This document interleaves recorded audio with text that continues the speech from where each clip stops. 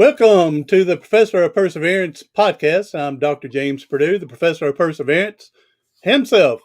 Boy, we're going to end the year with a story of triumph over tragedies that's going to help you be able to persevere past your paralysis.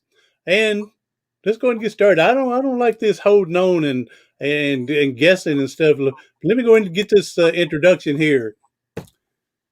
Katrina, life began with a 12-year battle recovery of mononucleosis, followed by chronic fatigue syndrome. She was left bedridden. Hey, she was able to use disabled parking. It's not for all of us, but we do what we can.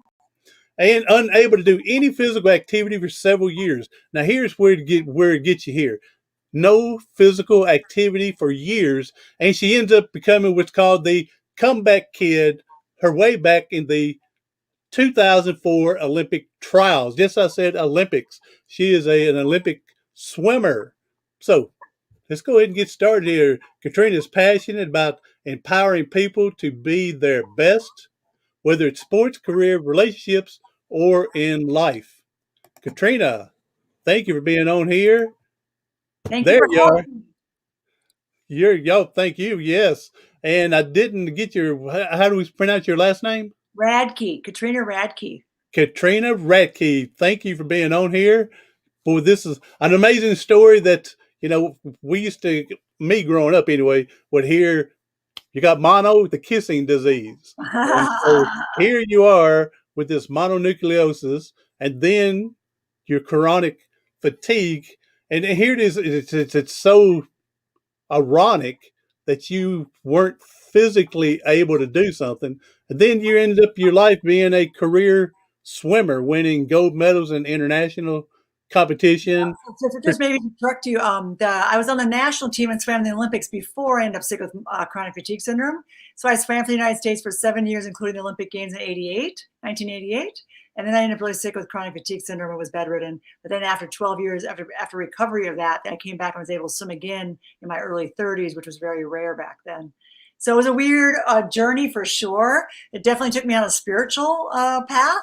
And I know I'm here to help people find their own truth and be in touch with who they really are and be true to who that is, and not get too caught up in trying to make other people happy or do what they think other people may want of them. And sometimes we carry so much armor to protect ourselves so that we can feel safe. And yet the funny thing is I've learned along the way that I feel most safe when I have my own power in being vulnerable enough to ask for support and help from others so that I can be who I'm really meant to be. And I think ultimately everybody can relate. None of us are alone. Nobody's alone in what we do. Oftentimes you're talking about in general, especially right now, this whole pandemic, so many people are dealing with anxiety and stressors, or maybe losing their jobs or their homes or their health or loved ones. And the truth is none of us are alone. We all have somebody who's there for us. Even a stranger can give us love and support beyond what we think is possible. And so I want to put that out there, that know that you're not alone. There's help out there if you need it. And that you deserve to take care of yourself. Even the Long Ranger had Tonto. And that's going back some old age here, because there's some people, these kids today, they don't know who Long Ranger and Tonto would be. So, but even the Long Ranger had Tonto with him. So, and I agree with you that we need and deserve someone to be with us to help us get through things. These people, when they say they're self-made millionaires, bull crap. If nothing else, if the people didn't buy from you, you wouldn't get anything. So, you've had success because of others, and whether you acknowledge it or not, you're not self-made. People help get you where you're at. Again, if nothing else, it's the buyers that got you where you're at. So, all right, Katrina, we appreciate it. I guess I need to call you Coach Katrina. So appreciate that. Now, you threw in a big question here. Story, because I didn't realize that you were the big swimmer first, and then all this took place, and then the comeback kid. I was assuming, and then you know what they say about when you assume, that you were much younger. Teenage is what I was thinking, because I haven't read your whole story, your book, and I mentioned a book. while you're talking, I will bring your book on up here. There it Sure. is, with your book.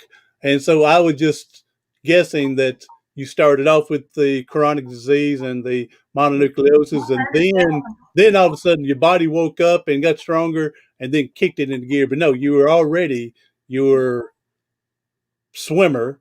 Yeah. All this took place and then came back. Yes. Yeah. So I was 17 when I swam the United States Olympic team. I made my first international trip at the age of 14 when I broke American record on a relay. And so, yeah, I had a lot of success at a very early age. And in my early 20s is when I was bedridden with chronic fatigue syndrome. I could not get out of bed. I was going to acupuncturist.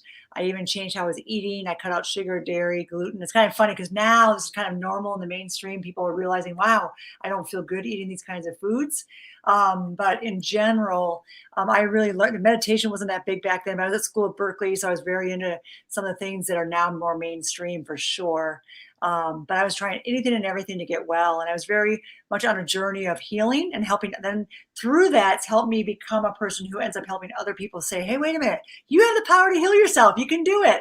You don't need to go to 10 million people to give you the answer. If you listen within, it's there.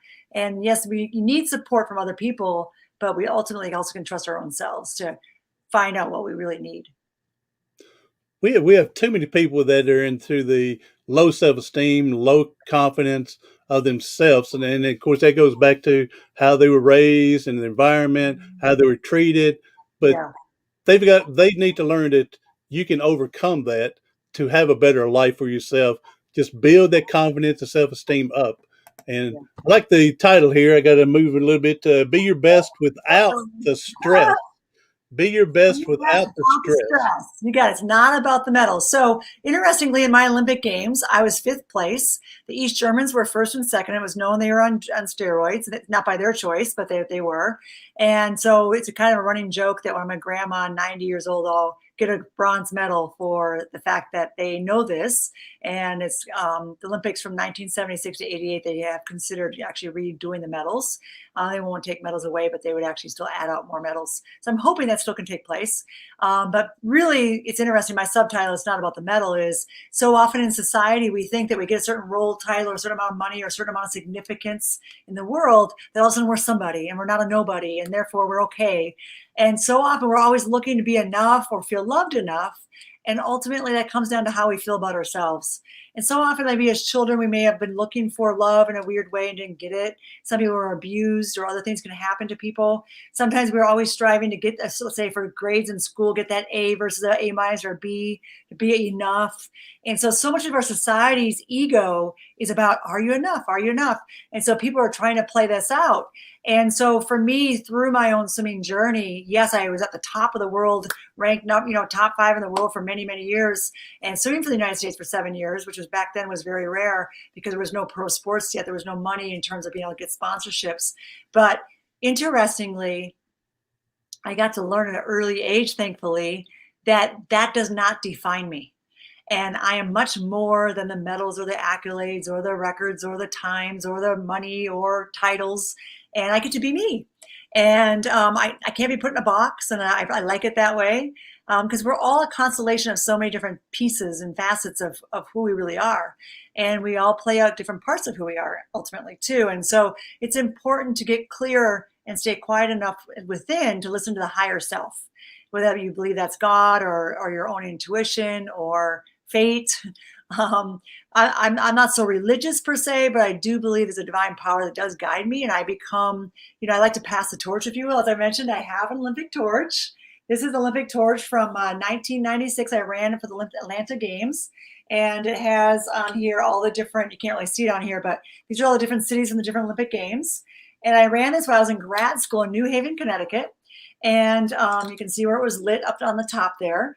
And long story short is that to me, the Olympics represents passing the flame, the light. Ultimately, the sun is the most powerful source, in my view, of the world. If we didn't have sun, there is no life. And so to me, I always use a phrase. I have a dear friend of mine who's a healer who passed away, who always used to say, keep shining. And I have that on my Facebook group, my free Facebook group, keep shining your light. Because in the end, we have to make sure we're clear where our light is within and make sure it stays lit. and not let it be dampened by all the darkness that does show up for all of us at different times. And to be able to then pass that light to other people. One candle can light the world if we keep passing the light. If we don't pass the light, it doesn't help, right?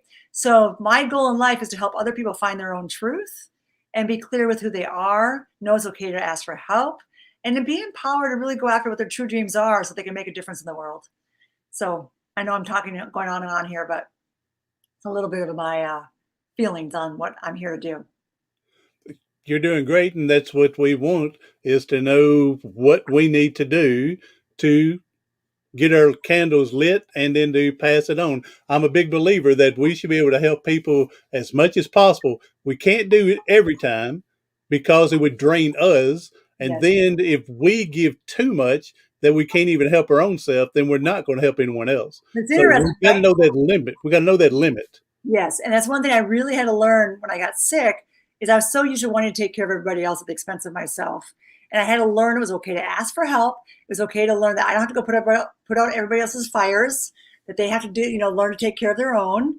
And it's not my job. And who am I anyway to think that I'm responsible or have the power to do that for them, right? Because in the end, everybody has the power. And all I can really do as a human being is shine my light, and hopefully that inspires and empowers other people to look at their own and then use it and pass it on. And I'm like you, when you say ask for help, me, again, used to be an athlete before I got in a wheelchair, used to do everything myself, Yeah. so independent, physically strong and stuff. And it took me forever. And I tell people, I call it to swallow my sinful pride to Yeah. ask for help, especially when I was first learning to redress myself I or bet. feed myself or transferring out of my bed into my wheelchair. It may take me 15, 20 minutes to do a chore, where if I'd asked someone for help, we'd have been done in 3 minutes. And I wouldn't have Yeah. been so wore out having to take a nap after I was done with it. So, Yeah, no, all I'm right, with you. I mean, I commend you and respect you for what you've had to go through and the fact that you're still choosing to make a difference in the world. this is the easy part, me getting you on here and other people on here, because I just have to sit back for the ride and enjoy it and learn from it and get inspired, motivated as well. So, but again, we appreciate that you're out there sharing as well. Now, can you tell us a little bit about your support system? Because you've had to, again, with the mononucleosis and your fatigue syndrome, you've had to have a huge support system to get you back where you were. Yes, the big thing was, especially when I was very, very sick and bedridden, when I was finishing up college at Berkeley, is I met a doctor who was an acupuncturist, Dr. Joseph Helms. He's like a father figure to me in many ways. And he really was a blessing because he helped me see that I can get well, and that I'm going to have to change some ways about how I go about doing things. And it's funny, our belief systems create a lot of our reality. If I believe the sky is purple, I'm going to see the sky as purple. If somebody wants to see somebody as a bad person, they'll try and find something, reason why that person is bad or whatever. And so we tend to prove ourselves right with our beliefs instead of, so I was very open to looking at, wow, if I change how I look at the world, like for example, working harder versus working smarter, which one's better? Well, working smarter is. And knowing how to ask for help, it brings you more power versus when you get stubborn and too prideful and you pretend you can do everything on your own. That's actually just being weak. And so it's just a matter of just changing how you look at the world and other people and yourself to make a difference ultimately in the future. Yes. Now, with your Olympic Go torch, and a friend of mine just came in. Jay, thank you for coming in. You're not late, you're on time. Hi, Jay. Coach Katrina is sharing her story of her moving forward after her adversity. Now, you said that was I the know 90s. people. I should say, now beyond the doctor, I also went to a therapist for 2 years, which was one of the best things I did. I was so much a type A personality. I thought, oh, I'm going to go do this for 12 weeks in a row, once a week, and then I'm going to be fine. Everything's going to be normal again. And then 12 weeks came and went, and that was not the case. And I thought, okay. So it's kind of like the denial, and then you get upset realizing that this is not over. And and then realizing that, whoa, I get to live from a different place now, and to know that it's okay to have limits within my human body and then my body needs to rest, and my body's done so many. I had, at that point, up till then, before I got sick, I was training 5 hours a day, 6 days a week, trying to keep up with these Germans. That's how the coaches were back then. And to be fair, a lot of our coaches were quite abusive too, in terms of verbally or, demanding things that were beyond what we really probably were capable of it, given that we were not on steroids. And so it was a very different world than it is now, even in terms of sport. But with that being said, I had a support system. I got really into meditation teachers I had at school. I also got very into my acupuncturist, my therapist who were very helpful for me. My family, obviously, some friends. And I really learned too who my most important friends were. There were some friends who really liked being friends with me because I gave them so much energy. And there's other people who were really there for me. And so I really ended up realizing I needed to weed out people who were maybe psychic vampires, if you will, and focus on the people who give me energy and help me be myself and who I also can inspire. And so it was a good opportunity to look at my life and see who I am and how I want to be, and know it's okay to ask for support when I need it. And that was the biggest gift I got from that whole thing. And then I really went through a health journey too, is realizing, how can I take better care of my body? How can I take care of better myself with my emotions, and release things that had bothered me from the past, and realize that I can forgive others and myself for mistakes I've made or other people have made, because that releases ourselves too. Because all this stuff can stay in your cells, and the more we can release this, the more I'm freed up, right? And hopefully allows other people to also learn from their mistakes too and be freed up as well. John Bentley, enjoying the insights. Thank you, Hi, John, for John. being here. So, and let me go back to you mentioned quite a few things in that last few statements there. That one thing I believe in, that competition in sports, whatever it is, can you can learn a lot of life lessons as you're going through that. One, play as a teammate. Again, depend on other people that's going to help you. So focus on other people, focus on what's ahead of you. So a lot of things with competitions. I mean, you said you thought you'd go through this certain program, meditation therapist, 12 weeks, I'll be as good as new, and it took longer. That goes back to the competition. You go, I know if I work hard for this 12 weeks, boom, I'll be ready to go back again. And reality sets in that your body wasn't going to allow you to do that again. Well, you know what's funny? That's soon. Yes, it's like realizing that I was not totally in control, and to Yeah. know that we have a will that can guide us very far. But that's where, I mean, like I said earlier, I'm not so religious, but I do believe that sometimes things do happen for a reason. And I'm here to help people realize that you are okay just as you are, even if you got, didn't win, or if you didn't get that certain, a job or a title or a certain amount of money, that you are enough just as you are. And I think so much of our society right now is striving so much because they don't feel like they are enough, or they feel like a nobody. It leads them to feel like they're very alone.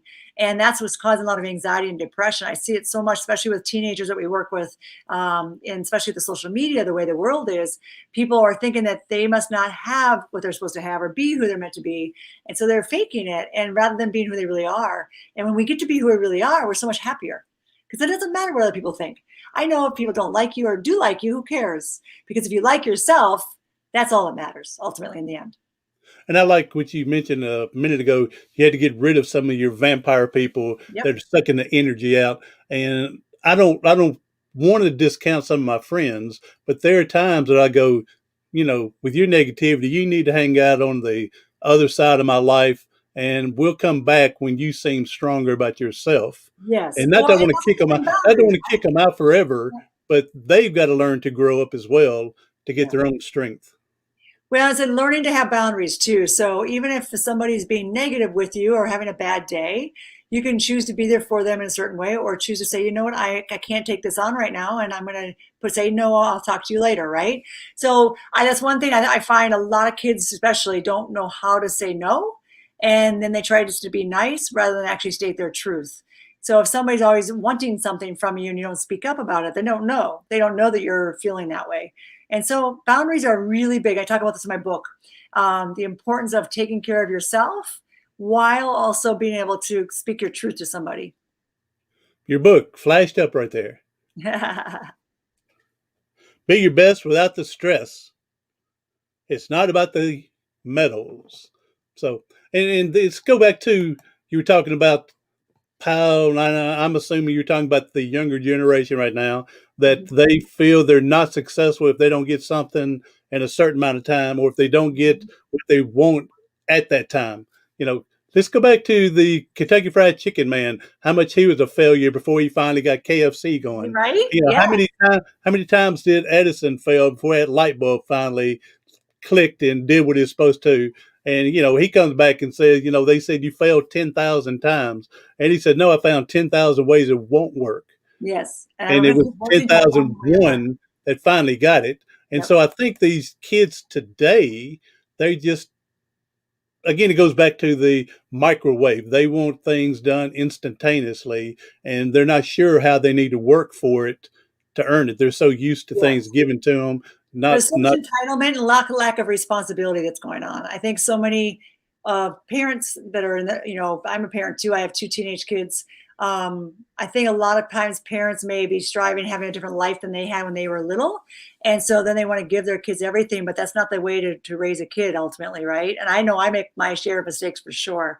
But I think the biggest gift we can give as parents is helping kids realize the importance of taking responsibility for mistakes and saying sorry and owning them when you make a mistake, and then see if you can correct it. And same thing with parents is realizing that we don't need to live through our children's life, because we need to live our own life.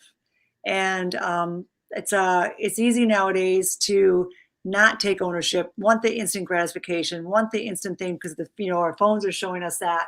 But that's not really how everything works, right? Most big businesses, like you said, a lot of big inventors took many, many tries before they became very successful. And then meanwhile, the media makes it look like it's an overnight success, and that's not really how it went.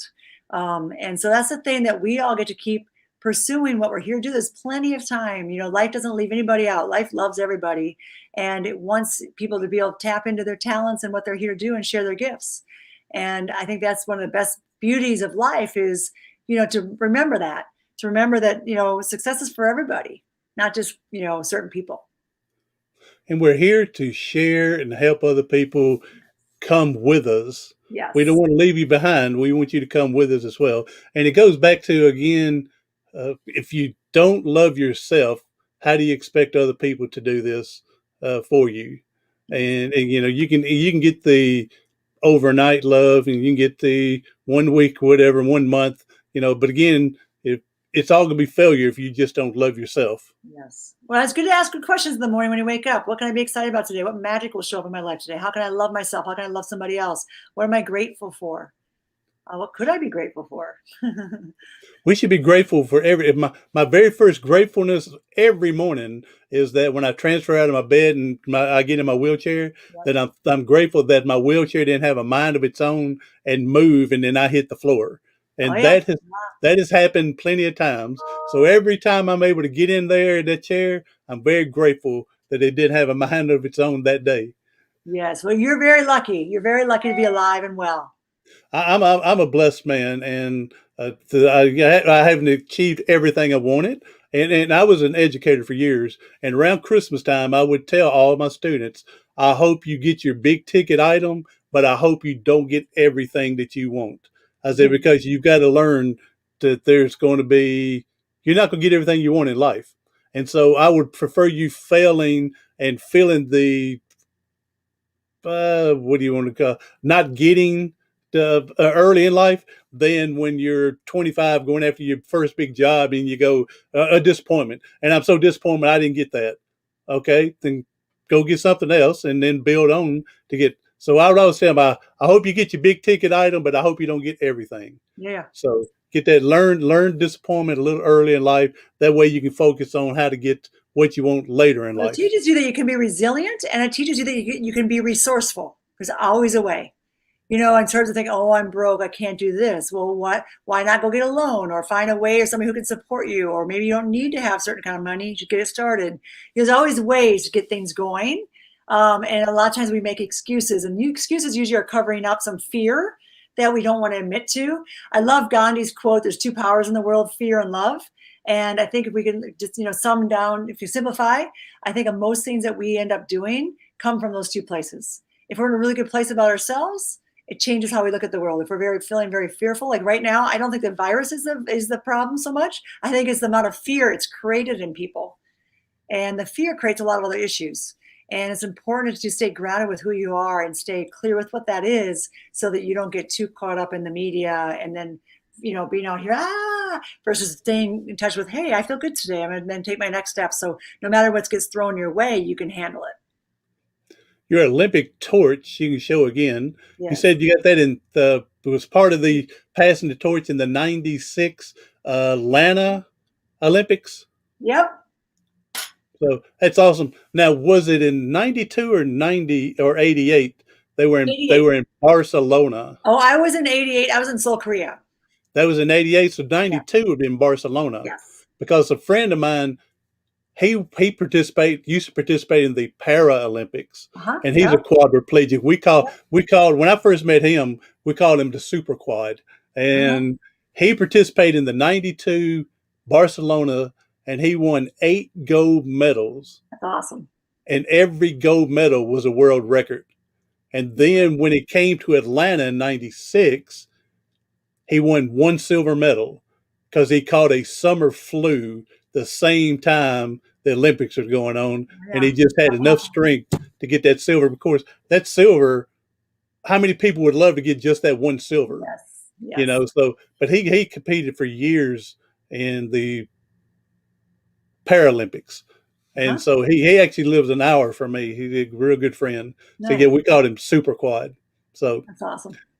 Now, Coach Katrina, I know there's been some bad days going on, especially with the fatigue syndrome and stuff. How do you stay? I mean, here the 25 minutes we've been on here, you just seem so energetic and positive. How are you able to maintain this positivity? Well, I don't know if you've ever read Viktor Frankl's book called In Man's Search of Meaning. When you've had enough adversity take place, you have a different perspective. And so I have a much more level of, I think I appreciate who I am in my health and the fact that I get to do what I do, versus feeling down about it, I guess. But yeah, I've definitely had my days. I remember when I first found out I was sick with chronic fatigue syndrome, I had been trying to keep training and wanted to keep traveling internationally. And I was very attached to having those, being able to make it still happen. And I couldn't. And I remember crying in a doctor's office because he told me, what can you do with yourself now that you can't be physically active? And I'm like, that'll never happen to me. That'll never happen. And my chapter 7, in fact, in my book is about that. I talk about being bedridden and having to wake up to the fact that I may not be well. I may not be well right away. It may be a while. It could be years. What if it was never get healthy? Because some people spend their whole life with chronic fatigue syndrome. And chronic fatigue is different than chronic fatigue syndrome. Some people say, oh, I'm chronically tired. Well, that's different than when you're it's actually affected your whole autoimmune system.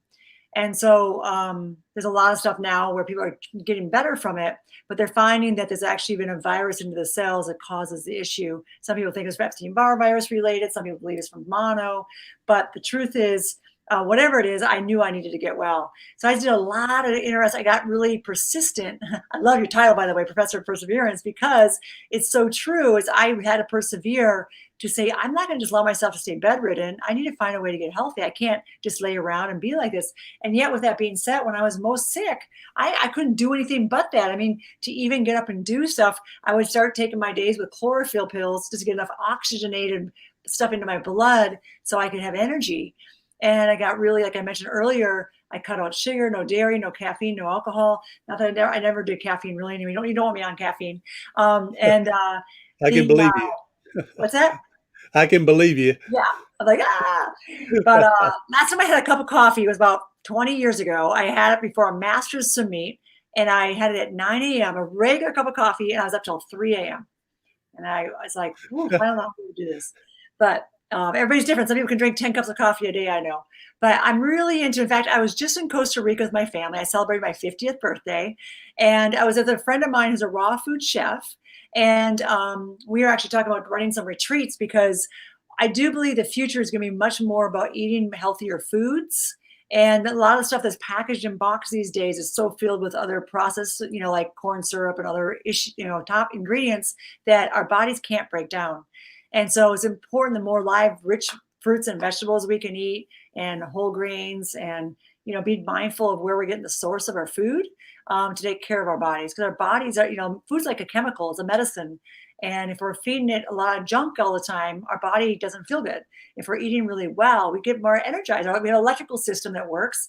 And I'm a firm believer that I know people who have had cancer and other things through some Qigong movements, as well as nutritionally, something they've changed, and then some emotional therapy. And I can help you with all of those things. Actually, I do work with a lot of people with these things. I do martial arts. I teach a lot of different things there. I teach energy stuff, energy work, and also emotional therapy. I'm a therapist. These are things that people can do to get well. And we're seeing so many more people get sick because they don't know why, but they've shoved down their emotions. They pretended they're fine. And I was a master of that. I get that one. And then they're eating like crap or drinking too much or taking drugs or whatever it is, or even pharmaceutical drugs for different reasons. And the next thing we know, we don't feel very good and we don't know why. So it's a matter of having to revisit how we're taking care of ourselves and knowing that you're worth feeling good. And it really feels good when you feel good. It really feels good when you're feeling good. That's right. And let's go back to Viktor Frankl, the man's search for meaning. I had mentioned to you before we started the show here that I had attempted suicide 3 times in 3 days to get out of here. And again, that's fun. In fun fact here, fun way, I say, you live from a suicide attempt, they make you see a psychiatrist. And so while I was in the hospital, the psychologist that came to my room said, I want you, while I was in hospital 7 weeks, and he said, while you're here, I want you to read this book, and got The Man's Search for Meaning. And so I'd read a chapter, and then we'd go over it the next day. Wow. And that's how we started my process of healing to get me where I'm at today to do these podcasts and speak and glad you're doing help this. other people. Yeah. Oh, yes. Thank you. And so that was the first book after my suicide attempt, was that one. It's an awesome book. If anybody gets a chance, you're feeling down and what's going on in life, read this book, The Man's Search for Meaning, Viktor Frankl, and go from there. It's awesome. And another thing here, the Professor of Perseverance, thank you for loving the tag. I got it from my man, John Bentley. Thank you, John Bentley. One day we were at a NSA and he goes, yeah, you're the Professor of Perseverance. I go, what? And he said, well, you have a doctor in education. I said, yes, that's professor. He said, you want to talk about perseverance, don't you? Yeah. Well, Professor of Perseverance. Thank you, John Bentley. So appreciate that. Yes. All right, Coach. I believe it's about time we're going to wrap her up. You've been excellent. Tell everybody how we can get a hold of you in case someone wants you to let people know you're never alone, and know that you have support around you. Life loves you, and you get to take care of yourself. You're worth it. So I want to first just leave it with that. To reach me, you can reach me through, I have a free Facebook group. It's called Keep Shining Your Light. I have a website, katrinaradke.com, as well as wecoach4you.com. That's number 4, letter U. And I'm on Instagram under Katrina Radke, numeral 1. So Katrina Radke 1. So join me on Instagram or Facebook. And I would love to hear from you. I'd love to work with you if you want some help as well. And thank you for having this awesome show. And thank you. I appreciate it. And we'll put those links in the description for people to find you. And again, if you have a hard time looking, just do the old Google search, Katrina Radke, Radke. Google search it, and it'll all pop up from there. Sounds Coach, good. thank you for being here. John and Jay, thank you for coming in and showing your encouragement for the show as well. And everybody else, hey, on the replay, share this with someone that you know that can help, that needs some inspiring, needs some motivation, and needs a little kick in the pants to get going. Thank you for to share it and spread it on. We saved what's called the best for last. This is the last show of 2020. Coach Katrina, she pushed us into the next one. Now, January 4th, just starting next week, going to be up again. I'm interviewing a guy named Nelson, and the name of his book is called The Unlucky Sperm Club. So he was born into a situation, and so you're going to enjoy to hear his story January 4th. So again, everyone else, thank you. I hope you have a great New Year's. Coach, I hope you have got a great New Year's coming in. And everyone else, do something today, tomorrow, something next week that's going to help you persevere past your paralysis.